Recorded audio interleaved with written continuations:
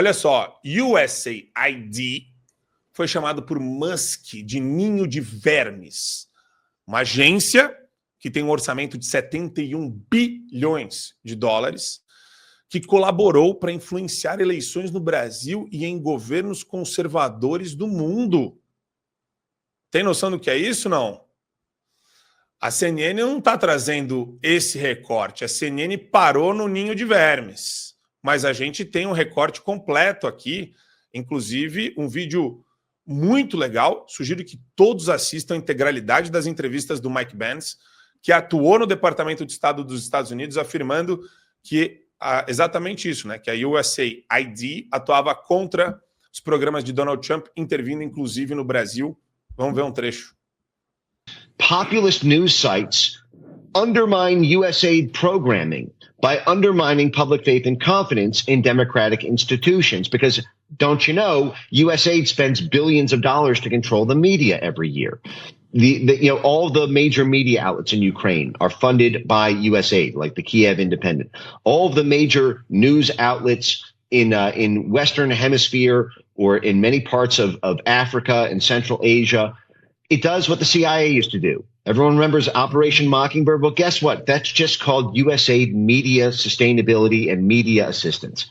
Okay, that's all that is. And when populist waves swept the world in the U.S.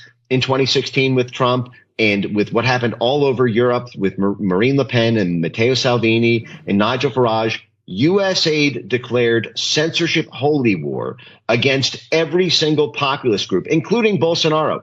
Steve, I'm telling you right now, if USAID did not exist, Bolsonaro would still be the president of Brazil, and Brazil would still have a free and open internet. It was USAID that spent tens of millions of dollars of American taxpayer money funding the push to get anti-misinformation bills passed in the parliament. Para quem não sabe inglês, rápida tradução, ele falou que o USAID, e é engraçado porque a gente estava falando antes do programa sobre semiótica, né? E todos os caras que trabalham com Trump chamam de USAID, para não ficar recorrendo à expressão utilizada USAID. Aid é ajuda. E a entidade coloca essa fachada de ajuda humanitária para o mundo inteiro. Só que, no fundo, isso que o Mike Pence falou é verdade, e eles puxaram agora os relatórios e a própria agência se nega a entregar as documentações e as informações sobre todos os investimentos e aportes de recursos que foram feitos ao redor do mundo inteiro. E o Mike Pence puxou o fio aí, né, mostrando que tem interferência no Brasil, tem interferência na Itália, tem interferência na Ucrânia, tem interferência no mundo inteiro. Uma entidade de ajuda humanitária ajudando outras entidades que promovem lobby no parlamento dos países e também junto ao judiciário, também junto a entidades do terceiro setor que circundam Brasília e várias outras capitais do mundo, minha cara Stepa Paiano. Se fosse só Brasília, tava bom, né? Porque ontem eu fiz uma pesquisa rápida e eu caí numa thread do Rubinho Nunes que ele fez sobre isso. Daí ele falou, vamos ver o que financiavam aqui no Brasil, rapidinho, né? Nessa thread dele. Sleeping Giants, Instituto Felipe Neto, aí ele passa pelo Alma Preta, que financiou um Centro Internacional de Jornalismo, ou seja, um tal de ICF, para poder dar dinheiro para Sleeping Giants junto com a Alma Preta num projeto que eles tiveram juntos, ou seja, aqui a gente já tem censura, mais teoria racial crítica. E aí ele continua, ele fala sobre... no relatório que a gente teve, a CPI das ONGs, que foi tocada lá pelo Cunho Valério, do Senado, né? Foi, se não me engano, o ano passado. O relatório eles apresentaram um relatório da ABIN dizendo que financiou todo aquele eixo ali da Amazônia, né? Com relação ao tal do Salve a Amazônia, o Instituto Internacional de Educação do Brasil, o Instituto do Homem e do Meio Ambiente, o Instituto de Pesquisas Ecológicas. E aí eu quero te perguntar, aonde que está a ajuda humanitária em impedir que seja construída lá a pavimentação da rodovia BR-317, que é uma demanda antiga da população ali da região, né?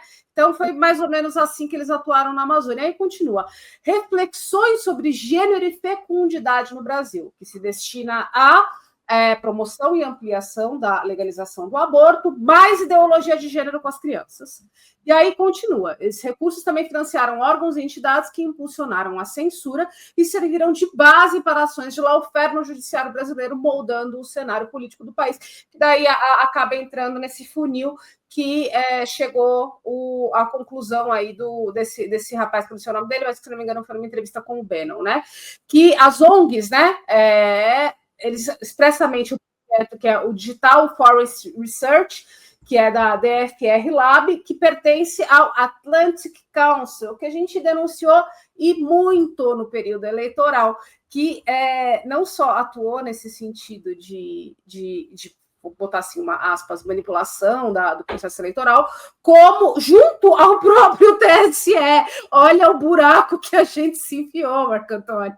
É um negócio surreal. Agora eu peço para que vocês imaginem o seguinte: a gente durante 19, a gente está em 25, faz 5, 6 anos que a gente está sendo acusado de ter um gabinete do ódio, do qual a livre associação entre pessoas foi criminalizada, querendo ou não. Eu ser amiga do Marco Antônio, eu ser amiga, eventualmente, de um deputado federal, virou crime.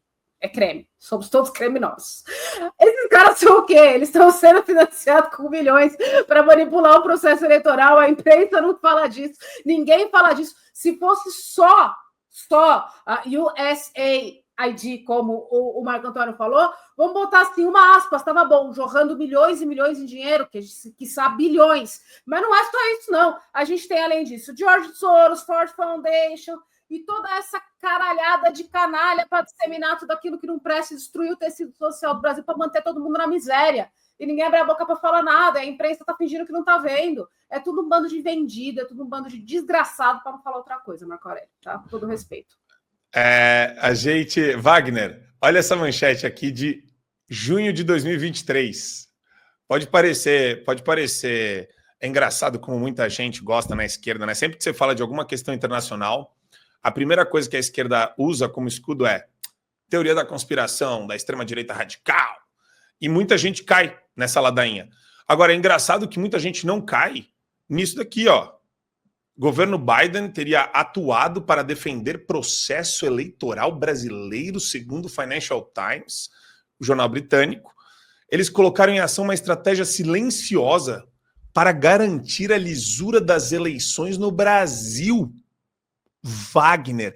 E o que é mais surreal de tudo isso, né, a gente vê o pessoal escancaradamente falando isso. E um ponto que eu gosto de trazer também é: a esquerda não é só a USAID. Todas as entidades de esquerda hoje têm este modus operandi, esse modo de atuação, que é: coloca uma embalagem pseudo-humanitária, pseudo-virtuosa e faz militância política ou construção de projetos de censura ou algo tão nefasto quanto por detrás, Wagner. Perfeito. Esse é o grande problema, porque são muitos grupos, muitas entidades. A gente viu ali um trecho da declaração do Michael Benz, né? E eu já lembrei que eu tinha até uma matéria aqui aberta.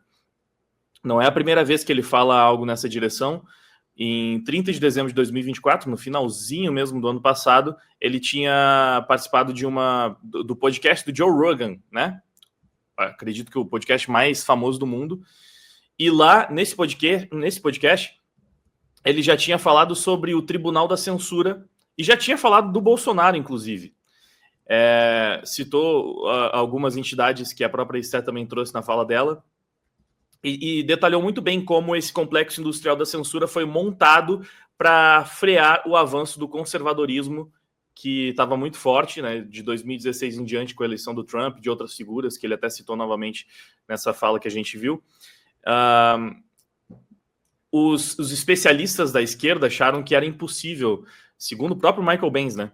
Seria impossível uma figura como Bolsonaro, por exemplo, ter sido eleita se não fosse por desinformação. É o mesmo discursinho que a gente cansou de ver aqui, e a gente pode até ver de onde saiu, né? Não teria como ser eleito se não fosse pela desinformação das redes sociais, do WhatsApp, e por causa disso, montaram esse complexo industrial da censura. É tipo um gabinete do ódio que tanto falaram que existia por aqui, só que internacional, com financiamento bilionário de tudo que é ONG estrangeira, né? Especialmente muitas ONGs americanas. E esse é o grande problema. Realmente, assim, tem que fazer um trabalho de ir atrás uma por uma. É bom que agora o foco vai ser nessa USAID, né? Porque tudo isso precisa ser exposto. Não é a primeira vez que a gente ouve falar, como o Marco trouxe uma matéria ainda de 2023, mostrando que o governo Biden provavelmente colocou um dedo na balança, para usar a mesma expressão que o Elon Musk utilizou para falar do Xandão, né? Colocou também o seu dedo na balança para interferir um pouco nas nossas eleições aqui. E agora, com o Elon Musk trabalhando junto no governo Trump, empenhado em comprar essa briga a favor da liberdade de expressão e contra esses tiranos que estão presentes em muitos governos do mundo todo, e especialmente aqui no Brasil, eu tenho muita convicção de que toda essa artimanha da esquerda para censurar, para perseguir, para financiar o lado deles, para calar os conservadores, tudo isso vai acabar sendo exposto cedo ou tarde, e é uma excelente notícia essa que sai agora do USAID, porque a gente vai precisar trabalhar muito ao longo desse ano para desgastar, para fazer pressão mesmo contra o Xandão, contra toda essa censura promovida contra as vozes conservadoras aqui no Brasil, né? A gente teve recentemente a queda do jornal ali do nosso querido Lacombe, junto com Alan dos Santos. A revista Timeline. A revista Timeline, para só evidenciar ainda mais como é uma luta muito importante que a gente precisa travar, que a gente não pode deixar a pressão baixar nunca. Então, o ano inteiro fazendo cada vez mais pressão e sabendo utilizar muito bem essas pautas que estão vindo lá de fora. Porque se aqui dentro a CNN não cobre completamente, porque tem coisas que são inconvenientes para a narrativa do governo, a gente precisa sempre dar voz a esse tipo de informação para fazer com que chegue no povo e para utilizar isso para aumentar a pressão cada vez mais.